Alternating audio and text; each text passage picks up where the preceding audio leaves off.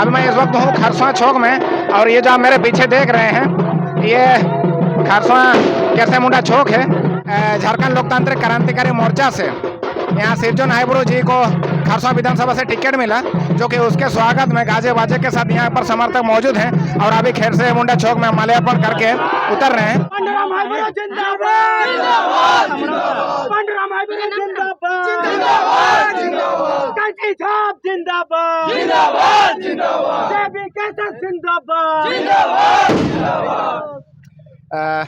सर्वप्रथम तो आपको जेल कैंप से टिकट मिलने पर आपको सर्वप्रथम बधाई, धन्यवाद। आप और आपके चैनल के साथ जितने भी जुड़े दर्शकगण हैं सबको एक साथ धन्यवाद, आभार व्यक्त करते हैं। तो सिरजू जी, आपसे पहला सवाल ये है, जैसा कि अभी देखिए यहाँ तो बहुत बड़ी बड़ी पार्टी पहले से यहाँ पर राजनीति में है, तो उनसे आप कैसा मुकाबला कर रहे हैं? देखिए ऐसा है, क्योंकि जेल कैंप भी अपने आप में छोटा नहीं है। यदि कोई अगर जेल कैंप को अपने आप में निम्न स्तर से यदि किसी ने नाप रहा होगा तो मुझे लगता है ये भूल होगा, क्योंकि जेल कैंप एकमात्र राज्य में ऐसा मजबूत पार्टी बन के रहा है आज के डेट में, क्योंकि वो पूरा विधानसभा में अकेले चुनाव हुई मैदान पर है। यदि किसी में दम होगा, जेएमएम बीजेपी कांग्रेस अगर दम है तो अभी भी समय है, आप इंडिपेंडेंट स्वतंत्र अपना पार्टी सिंगल में आकर के लड़िए और जेल कैंप का टक्कर दीजिए। इसलिए जेल कैंप झारखंड में सबसे मजबूत पार्टी के रूप में अभी उतर चुकी है। बात वो नहीं है सिरजू जी, जैसा कि देखिए दूसरी जितना भी जो पार्टियां हैं वो काफ़ी दिनों से राजनीति में है और अभी आप लोग देखा जाए तो राजनीति में आए हुए ज़्यादा, क्योंकि सामाजिक संगठन में पहले आप थे, फिर अभी राजनीति में आए हुए हैं, तो उस हिसाब से मैंने पूछा। देखिए राजनीतिक में ये बात सही है कि उन लोग 50, 60, 70 साल से जो है मैदान में जमे हुए हैं और काफ़ी क्षेत्र में अपना अपना जो है, अभी जैसे कि हमारा सिंबल घर घर तक नहीं पहुंच पाया है और अब तक जिनसे हम लड़ने जा रहे हैं जो हमारे प्रतिद्वंदी होंगे, वैसे पार्टियों की जो सिंबल है अब हर घर घर में जो है पहुंच चुकी है। इसमें हमारा एक रणनीति बन चुकी है, वो सब सार्वजनिक नहीं किया जा सकता है।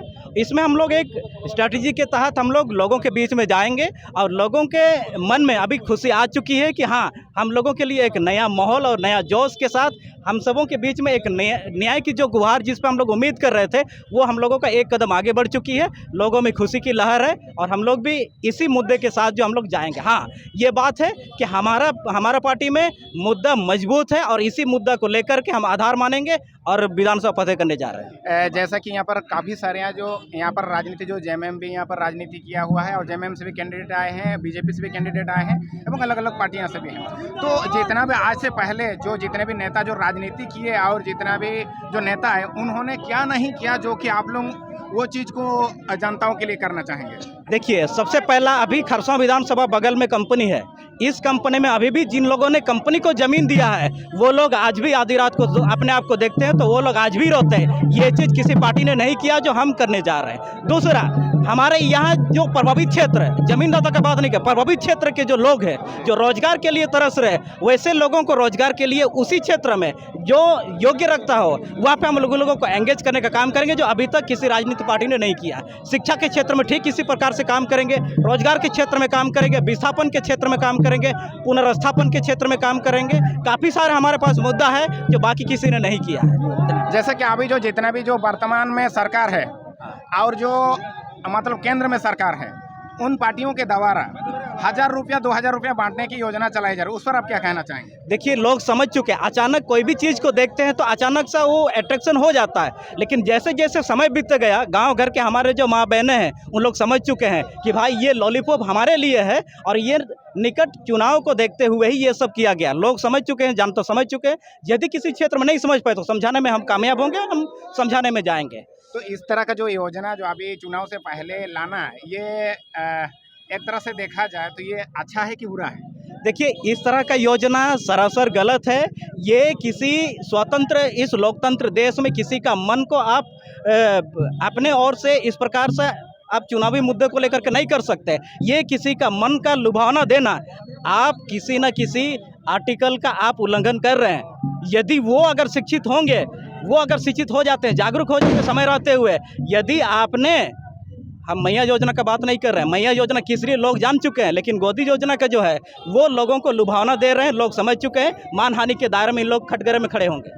जैसे जो मैं मैया सम्मान योजना के बारे में भी बोलूँगा, क्योंकि किसी भी महिला ने 1000 रुपया तो मांगा नहीं था, फिर भी मैं सरकार के द्वारा दिया जा रहा है, उस पर आप क्या कहना चाहिए? मैया योजना सरकार के सामने हमारे मैया लोग इस चीज़ को मांगा नहीं था। जो लोग मांग रहे हैं उस चीज़ का पूर्ति कीजिए ना। यहाँ पे मैट्रिक, इंटर, ग्रेजुएशन, डिप्लोमा, तरह तरह का क्वालिफिकेशन रख करके उनको आप 1000 रुपये थमा दीजिएगा पॉकेट में। उसको आप उसका हाथ में रोजगार दीजिए, नौकरी दीजिए। उसका सम्मान सही मायने में तब होगा जब आप इस चीज़ को उसका योग्यता अनुसार नौकरी दीजिएगा।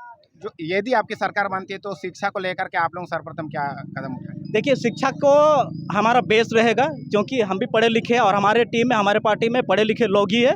शिक्षा हमारा बेस होगा, इसलिए बेस होगा जब तक हम शिक्षा को आत्मसात नहीं करेंगे तब तक किसी को हम लोग जो है वे लोगों में परिवर्तन हम लोग नहीं कर सकते। परिवर्तन कागज में हो सकता है, लेकिन किसी के दैनिक जीवन में परिवर्तन नहीं हो सकता। इसीलिए शिक्षा हम लोग का बेस होगा। प्राइमरी से लेकर के 12th तक जो जैक के अंतर्गत आता है, उस चीज़ को बच्चों की ज़रूरत के आधार पर झारखंड का इतिहास को सिलेबस के पाठ्यक्रम में डालते हुए, रोजगार को ध्यान में रखते हुए सिलेबस हम लोग नए तरीके से डिजाइन करेंगे और लोगों को जो है पढ़ते पढ़ते ही वो जो है अपना एक रोजगार का स्रोत बनेंगे और रोजगार का आधार बना लेंगे। नए तरीके से जो हम लोग सिलेबस के पैटर्न को हम लोग तैयार करें। जहाँ तक मुझे जानकारी है कि आप JBKSS के महासचिव भी हैं, तो उस हिसाब से मैं आपसे और आखिर एक सवाल पूछना चाहूँगा। अभी आपकी जो पार्टी है कितना विधानसभा में कैंडिडेट उतार रही है? देखिए, हम लोग तो पूरा 80 का 80 में हम लोग टारगेट कर रहे हैं।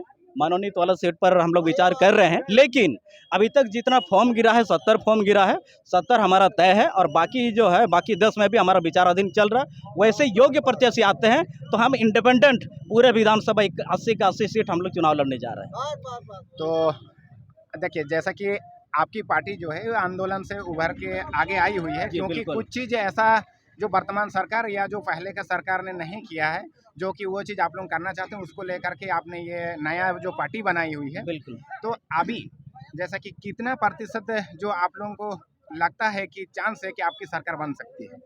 देखिए, चांसेस तो पूरी है, इसीलिए पूरी है क्योंकि हम पूरा विधानसभा हम अकेले लड़ रहे हैं और हम लोग जितना जो बहुमत की जो सीट होती है हम लोग उस चीज़ को टच कर रहे हैं और हम लोग सरकार बनाने का पूरा कोशिश कर रहे हैं। धन्यवाद। बुरा मत मानिए, मतलब मैं क्योंकि पत्रकार होने के नाते एक सवाल मैं पूछना चाहूँगा, क्योंकि बहुत सारे लोग ये भी कहते हैं जो JLKM जो है ये एक कुणबियों का पार्टी है, सबके लिए नहीं है, इस तरह का भी बात उठता है, तो उस पर आप क्या कहना चाहिए? देखिए, जो भी लोग ये बात रख रहे हैं, जो भी बात इस तरह का बात कर रहे हैं, सबसे पहले उनसे आप आकिए, उनसे आप पूछिए कि वो राजनीति को कितना समझते हैं और राजनीति को पहली बार JLKM देख रहे हैं या फिर इससे पहले भी कोई दूसरा तीसरा पार्टी देखे हुए हैं। आप देख लीजिए, JMM में देख लीजिए, आप देख लीजिए किसी BJP में देख लीजिए, आप देख लीजिए कांग्रेस देख लीजिए। यहाँ पे किसी भी जाति विशेष का कोई चीज़ है नहीं और मैं आपके सामने साक्षात हूँ, JLKM पार्टी के केंद्रीय फाउंडर महासचिव हूँ।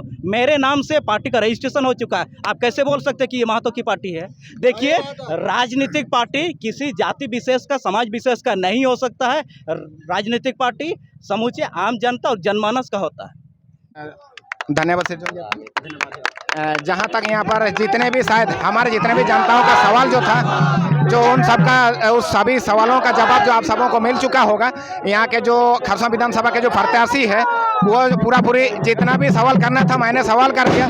शायद जो भी इन्होंने जो सवालों का जवाब दिया और पूरा साफ सवालों का जवाब दे दिया है, तो आप सबों को क्लियर हो गया होगा कि JLKM का मकसद क्या है आगे और क्या क्या करने वाली है। तो आप सभी जितने भी साथियाँ देख रहे हैं, आप सबों का फिर से एक बार धन्यवाद।